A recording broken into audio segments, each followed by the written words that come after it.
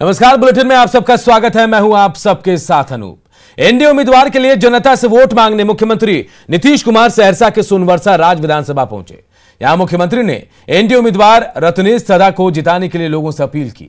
चुनावी मंच से सोनवर्षा राज में मुख्यमंत्री ने सुशासन का बखान किया, विकास की बातें की और लोगों से विकास की इस रफ्तार में और तेजी लाने के लिए फिर से एनडीए की सरकार बनाने की अपील की। पुनः मुख्यमंत्री नीतीश कुमार को पुनः फिर मुख्यमंत्री बनाइए ताकि बिहार का विकास हो।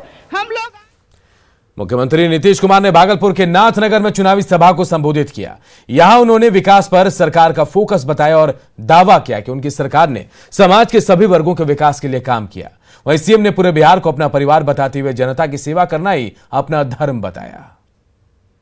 लोगों को काम करने का मौका मिला साहब, कभी कोई काम तो कर नहीं पाते थे, आपदा वगैरह का तो कोई समझ नहीं था। हम लोगों को जब मौका मिला तो हमने क्या कहा, पहली बार कहा कि सरकार के खजाने पर पहला अधिकार आपदा पीड़ितों का है। तो किसी भी चीज में, स्कूल का, अस्पताल का, आपदा का, हर चीज के लिए तो हम लोगों ने काम किया। अपराध के नियंत्रण का, समाज में प्रेम का, भाईचारे का, सद्भावना का माहौल रखना, हर इलाके का विकास और समाज के हर तबके का उत्थान। हमारा कोई व्यक्तिगत स्वार्थ नहीं। कुछ लोगों के लिए परिवार ही सब कुछ है और मेरे लिए तो पूरा बिहार एक परिवार है। हम सब के लिए काम करना चाहते हैं, सबकी सेवा करना चाहते हैं और हमारे लिए लोगों की सेवा करना ही धर्म है। और समाज में प्रेम, भाईचारे का माहौल पैदा हो, ये सब के लिए हम लोगों ने प्रयास किया है। सीतामढ़ी के रीगा में आरजेडी नेता तेजस्वी यादव ने जनसभा को संबोधित किया। यहां कांग्रेस प्रत्याशी अमित कुमार टुन्ना के समर्थन में आयोजित चुनावी सभा में उन्होंने बिहार में बढ़ती बेरोजगारी पर सवाल उठाया। साथ ही महागठबंधन की सरकार बनने पर चीनी मिल को शुरू करने का वादा भी किया। ये चीनी मिल है बगल में, बंद होने से कितने लोग, लगभग जो है 35,000 किसान मजदूर जो है बेरोजगारी की कगार पर है। एक मौका तेजस्वी को दीजिए, ये रीगा का चीनी मिल को हम खोल करके दिखाने का काम करेंगे। एक एक वोट टुन्ना जी को आप लोग पंजा के निशान पर दबा करके जिताने का काम कीजिए। तो आप लोगों का सहयोग है ना भैया? जिंदाबाद। विजय कमल पहला दे।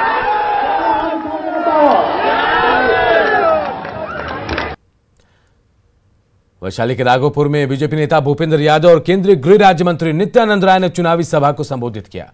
वहीं दोनों ने लालू परिवार पर जमकर हमला बोला और साथ ही बहुमत के साथ जीत का दावा भी किया। भूपेंद्र यादव और नित्यानंद राय से बातचीत की हमारे सहयोगी अमित कुमार ने।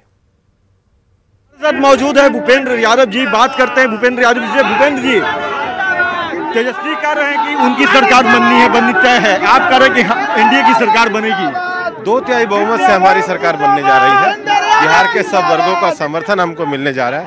आप आज राघोपुर में देखिए कितनी बड़ी संख्या में लोग यहाँ पर आए। लेकिन सबसे बड़ी बात है कि जिस तरह से तेजस्वी लगातार हमलावर है नीतीश कुमार पे, प्रधानमंत्री पे, किस चीज का है, रीजनिंग क्या है, विषय क्या है, योजना क्या है, आप ये तो बताइए। आप तो कभी क्षेत्र में नहीं है, किस विषय की योजना को लेकर के चल रहे हैं, क्यों झूठ बोल रहे हैं? हम एक पूरी नीति, विजन, विश्वास और परिपक्वता के साथ यहाँ पर जनता के बीच में आए हैं। उनका कहना है कि आप लोग लोगों को गुमराह कर रहे हैं। आप लोगों ने क्या किया 15 सालों में? 15 साल सरकार चलाकर पानी, बिजली, सड़क जैसे मूल विषयों को पूरा करके बिहार में शांति की स्थापना करते हुए लोकतंत्र को आगे बढ़ाए। एक आखिरी सवाल है कि आपने कहा कि राघोपुर की जनता जो है वो यहाँ पे विधायक चुनेंगे, आप मजबूत करेंगे सतीश यादव को, लेकिन तेजस्वी कह रहे हैं कि राघोपुर की जनता मुख्यमंत्री चुनेगी। राघोपुर की जनता उनको चुनने नहीं जा रही है। आप जनता के विश्वास के साथ दे सकते हैं। राघोपुर की जनता उसको चुनेगी जो राघोपुर के साथ है। एक सवाल नित्यानंद जी आपसे है, सीधा एक सवाल कि तेजस्वी यादव जो है वो कितनी बड़ी चुनौती?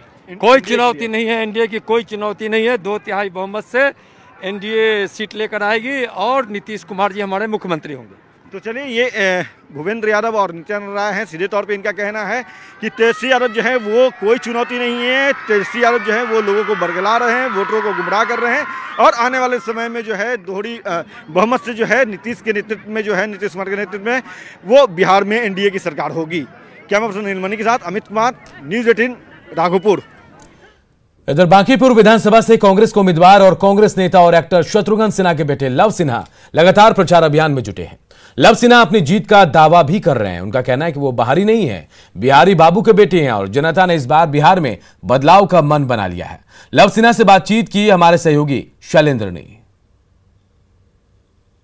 बांकीपुर से कांग्रेस पार्टी के उम्मीदवार लव सिन्हा इस वक्त मैदान में है और लगातार चुनाव प्रचार कर रहे हैं। लव, कैसा चल रहा है आपका प्रचार? बहुत अच्छा चल रहा है, जैसा आपने खुद देखा होगा कितना प्यार मिल रहा है, क्योंकि हर कोई चाहता है परिवर्तन आए। अब कि बहुत हो गया, इतने साल 15 साल कोई कम समय नहीं होता, तो बहुत हो गया, लोग चाहते हैं कि बदलाव आए। अब तो आपने बांकीपुर का चप्पा चप्पा एक तरीके से कहा जा सकता है कि घूम लिया। अब तो लोग ऐसे नहीं मिलते होंगे जो आपको कहते होंगे कि बाहरी हैं। वो कौन कहता है, मतलब कि विपक्षी दल वाले ही कहते हैं ना, क्योंकि उनके पास और कुछ कहने के लिए है नहीं। हमारे ऊपर तो आरोप नहीं लगा सकते हमने काम नहीं किया, हम दिखते नहीं, ये सब तो उनके लिए है। तो हमारे बारे में क्या कहेंगे? और मतलब कि शर्म आनी चाहिए कि आप बिहारी बाबू के बेटे को बाहरी कह रहे हैं, जिसने पूरी जिंदगी बिहार के नाम के लिए पूरी जिंदगी निकाल दी, बिहार के नाम को रोशन करने के लिए, उनके बेटे को आप बाहरी कह रहे हैं, शर्म की बात है। बिहारी बाबू, आपके पूरा परिवार का कितना समर्थन आपको मिल रहा है? आप तो कुछ भी मैदान में उतर गए आपके लिए। देखिए, खुश हमेशा आते हैं, मतलब पूरा परिवार हमेशा एक दूसरे का साथ देता ही है, क्योंकि यही तो परिवार है। परिवार क्या है, मतलब जो आपके साथ रह के सुख दुख में, वही तो आपका परिवार होता है।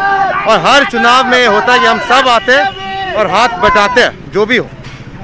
आपकी परिवार की एक सदस्य, आपकी बहन इस चुनाव में नहीं आ पाई, लेकिन जो आपके समर्थक हैं, यहाँ के लोग हैं, वो चाहते हैं कि वो भी आए और आपके लिए चुनाव प्रचार करें, जैसे वो अपने पिता के लिए चुनाव प्रचार करती थी। मेरे माता जी के लिए गए थे लखनऊ, पर अभी क्या हो गया कि उनका जो काम रुक गया था वो शुरू हो गया, तो इसलिए उसी कारण वो ना इसलिए उसी कारण वो इस बार नहीं आ पा रहे।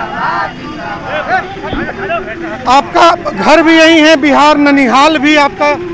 शत्रुघ्न सिन्हा कहते हैं कि उनका जो ननिहाल है वो भोजपुर इलाके में पड़ता है, और लोग तब भी आपको बाहरी क्यों कहते हैं? देखिए, मैंने वही कहा कि उनके कहने के लिए क्या है, हमारे ऊपर क्या आरोप लगाएंगे, हमारे बारे में क्या कह सकते हैं कि क्या हम आए यहाँ पे मतलब कि स्वार्थी कारणों के लिए, कि हमें सत्ता के या कुर्सी की लालच के लिए हमें यहाँ क्या कहेंगे ये लोग, जब कुछ कहने के लिए है ही नहीं उनके पास। यही एक बात निकाल देते। और मतलब कि सोचिए, मेरे दादाजी बिहार से, मेरे पिताजी बिहार से है, मैं अपने आप को बिहारी मानता हूँ। ये लोग कौन है उंगली उठाने वाले? पहले वो अपना तो पेपर दिखा दे कहाँ से खुद आए। इधर बीजेपी के राष्ट्रीय अध्यक्ष जेपी नड्डा ने सारण के सोनपुर में चुनावी जनसभा को संबोधित किया। उन्होंने कहा कि पहले बिहार के चुनाव में जाति और गुंडागर्दी हावी रहता था, लेकिन नीतीश कुमार ने विकास की राजनीति की, जिससे बिहार की हालत बदल सकी। उन्होंने तेजस्वी की ओर से रोजगार के 10 लाख के दावे पर भी सवाल उठाए। इसके पहले चुनाव कैसे लड़ते थे? कोई के हो कैंडिडेट, अच्छा फलाना, क्या बात जात बा, अगड़ा की पिछड़ा, गंगा के ऊपर की ई पार, मोहल्ला के ऊपर यही पार, यही होता था कि नहीं होता? इसी पर फैसला होता था कि नहीं? और ऊपर से नीम चढ़ा मिल जाता था, तेल पिलावट लाठी भाजन, ये चुनाव के मुद्दे होते थे। ये बिहार में देखा है भैया, जहां जयप्रकाश नारायण पैदा हुए, जहां राजेंद्र प्रसाद पैदा हुए, जिन्होंने दुनिया को, देश को दिशा दी, वहां ये लाठी पिलौवन वाले आ गए, ये तेल पिलौवन वाले आ गए, ये ढिबरी जलाने वाले आ गए, ये लालटेन जलाने वाले आ गए।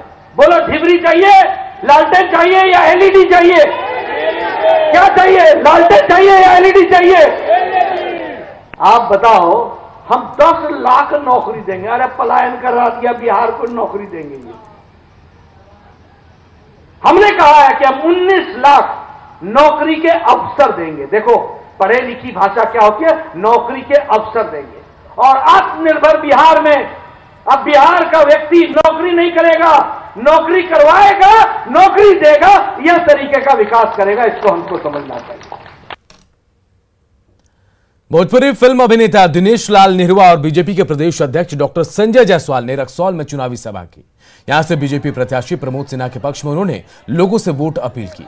भोजपुरी अभिनेता को देखने के लिए उमड़ी भीड़ की वजह से इस दौरान यहां पर अफरा तफरी का माहौल भी देखा गया।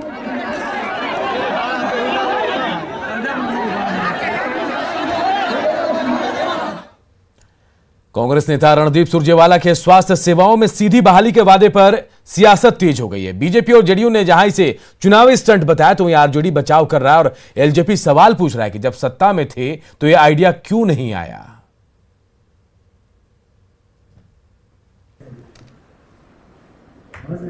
गप्पू और पप्पू, ये लप्पू, ये लफ्फाजबाजी करेंगे, इसलिए गप्पू पप्पू लप्पू ये सबसे सावधान रहे। ये कैसा नारा है कि डिग्री लेकर के आओ और नौकरी पाओ, ये मरीजों की जान ज्यादा महत्वपूर्ण है। अगर आपकी योग्यता और आपके दक्षता की अगर जांच नहीं हो और उसके लिए निर्धारित मानदंडों पर आप खरे नहीं उतरे और आपको नौकरियां थमा दी जाए, ये कांग्रेस के कुशासनी राजनीति का इससे बड़ा कोई चेहरा नहीं हो सकता है। कह रहे हैं कि डिग्री लाओ नौकरी पाओ, तो जब डिग्री लेकर के लोग आएंगे और उनको नौकरी मिलेगी तो इसमें जान के साथ कैसे खिलवाड़ हो गया?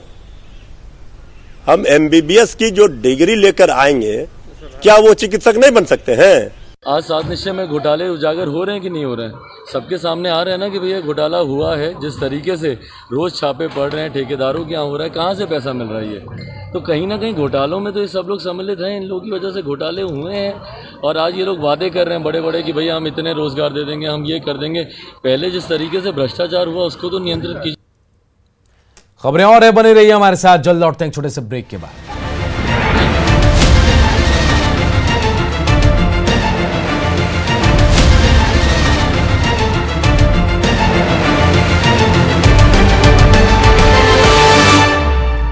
और एक बड़ी खबर झारखंड की उपराजधानी दुमका से आ रही है। दुमका के नगर थाने में दीपक प्रकाश पर प्राथमिकी दर्ज कराई गई है। कांग्रेस के जिला अध्यक्ष ने प्राथमिकी दर्ज कराई है। 2 महीने में बीजेपी की सरकार बनने के बयान पर यह एफआईआर दर्ज कराई गई है। जेएमएम नेता सुप्रियो भट्टाचार्य और कांग्रेस नेता फुरकान अंसारी थाने पहुंचे थे, जिसके बाद ये एफआईआर दर्ज कराई गई है। तो बीजेपी के प्रदेश अध्यक्ष दीपक प्रकाश पर दुमका के नगर थाने में प्राथमिकी दर्ज कराई गई है। 2 महीने में बीजेपी की सरकार बनने का बयान दीपक प्रकाश ने दिया था, जिसके बाद कांग्रेस के जिला अध्यक्ष ने यह प्राथमिकी दर्ज कराई है। जेएमएम नेता सुप्रियो भट्टाचार्य और कांग्रेस नेता फुरकान अंसारी थाने भी पहुंचे थे। एक और छोटे से ब्रेक के लिए रुकते हैं, जल्द लौटेंगे।